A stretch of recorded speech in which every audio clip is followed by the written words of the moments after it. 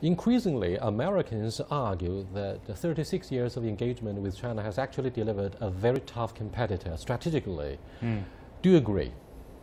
Well, certainly, I mean, China's rise on the world stage, particularly in East Asia, has been disconcerting to Americans. In the geopolitical realm, I think commercially it's not as disconcerting, but geopolitically, yes, there's been tension, undeniably. Wang Dong.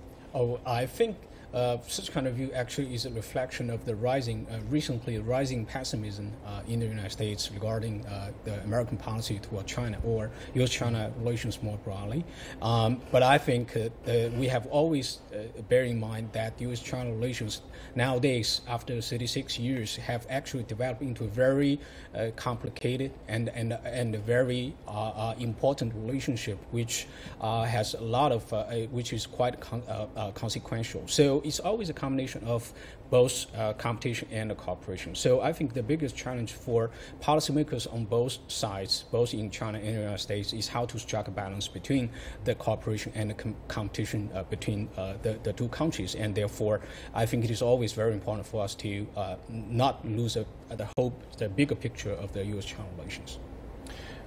President Xi Jinping calls for the construction of a new type of a major power relationship, and the essence of which is no conflict, no confrontation, mutual benefit, co-prosperity. However, where do you think is the point of equilibrium when it comes to seeking such a healthy bilateral relationship in the 21st century, despite all the media fanfare on South China Sea, Diaoyu Islands, cybersecurity, so on and so forth?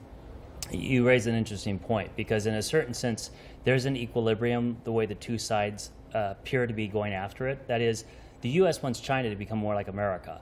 China wants the U.S. to accept things the way China sees them. And what they really need to do, I feel, is start to look at the fact that they're different systems and deal with that. And if they could go on that basis and focus on issues of mutual interest and build trust, that's the best way forward. Currently, they're trying to change each other, and I don't think that's going very far.